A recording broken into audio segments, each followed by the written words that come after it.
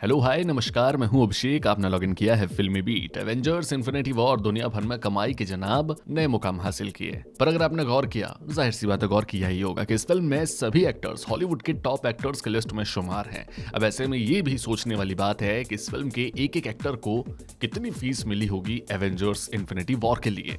भाई, इस फिल्म के हर एक एक्टर ने उम्दा एक्टिंग से लोगों का दिल जीता। एवेंजर्स हर यूथ की पहली पसंद बन चुकी है। तो आइए जरा बताते हैं कि आखिर मार्वल वालों ने इन एक्टर्स को इस फिल्म के लिए कितनी फीस दी है। सबसे पहले आते हैं एवेंजर्स के लीडर कैप्टन अमेरिका यानी कि क्रिस एवांस की तरफ। तो जनाब, कहा जाता है कि इस फिल्म का असली लीडर कैप्टन अमेरिका ही है। इस हिसाब से इसकी सैलरी भी सबसे ज्यादा होनी चाहिए, लेकिन ऐसा नहीं है। असल में एक्टर क्रिस एवांस को इस फिल्म के लिए $8 मिलियन मिले।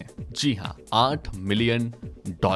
ये तकरीबन 54 करोड़ या 55 करोड़ के आसपास होते होंगे। वहीं पर बढ़ते हैं आप थॉर की तरफ। जी हाँ, इस थॉर का किरदार निभाने वाले एक्टर का नाम है क्रिस हेम्सवर्थ। क्रिस हेम्सवर्थ को फिल्म एवेंजर्स इन्फिनिटी वॉर में अपनी अपीयरेंस के लिए मिले हैं $12 मिलियन।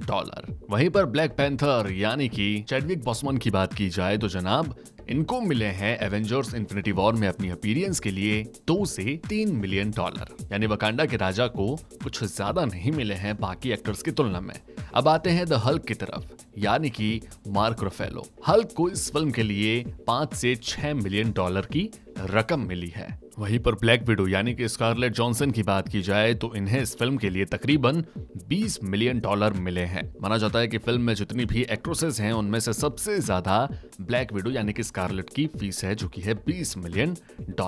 अब आते हैं एक फेवरेट किरदार जिनका नाम है डॉक्टर स्ट्रेंज। ये किरदार निभाते हैं बेनेडिक्ट कम्बरबैच। बेनेडिक्ट को इस फिल्म के लिए $5 मिलियन की रकम मिली है। वहीं पर इस फिल्म के विलन यानी कि थैनोस के बारे में बात की जाए, जिसका किरदार निभाते हैं जॉश ब्रोलिन। ये जॉश ब्रोलिन हाल ही में डेडपुल 2 में केबल के किरदार में भी आपको दिखे हैं।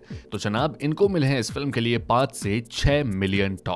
वहीं पर लोकी, जिसका किरदार निभाते हैं टॉम को इस फिल्म के लिए तकरीबन $8 मिलियन की रकम दी गई है। देन आते हैं स्टार लॉर्ड यानी कि क्रिस प्रैट, जिन्हें गार्डियंस ऑफ गैलेक्सी से अच्छी खासी पहचान मिली, घर घर के हीरो बन गए थे। उन्हें एवेंजर्स इन्फिनिटी वॉर के लिए तकरीबन $5 मिलियन ही मिले हैं। अब जरा एक और इंटरेस्टिंग किरदार की बात की जाए तो वो है रॉकेट रकून, यानी कि जिसका किरदार निभाया है ब्रैडली कूपर ने। माना जाता है कि इन्हें तो $1 मिलियन से भी कम की रकम मिली है। वहीं पर स्पाइडरमैन की बात की जाए यानी कि टॉम हॉलैंड, तो टॉम हॉलैंड को फिल्म एवेंजर्स इन्फिनिटी वॉर के लिए तकरीबन $3 मिलियन की रकम दी गई है। अब आते हैं आयरन मैन की तरफ। जी हाँ, फिल्म के सबसे अहम किरदार आयरन मैन, जिसका निभाते हैं रोल रॉबर्ट डाउनी जूनियर।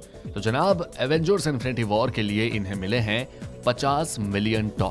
एक अच्छी खासी रकम होती है। कई एक्टर्स से 50 गुना ज्यादा, कई एक्टर्स से 10 गुना ज्यादा, यानी कि पूरे $50 मिलियन की रकम मिली है रॉबर्ट डाउनी जूनियर को एवेंजर्स इन्फिनिटी वॉर के लिए। अब जरा आप और चौंकने वाले हैं, क्योंकि अब मैं आपको बताने वाला हूं ग्रूट के किरदार के बारे में। अब आपको लगेगा कि ग्रूट तो सिर्फ आई एम ग्रूट बोलता है, इतनी क्या खास बात है। तो जनाब, ग्रूट का किरदार निभाते हैं विन डीजल, एक अच्छे खासे जाने माने सुपरस्टार हॉलीवुड के। तो जनाब, विन डीजल को इस फिल्म के लिए तकरीबन 360 करोड़ रुपए पे किए गए हैं।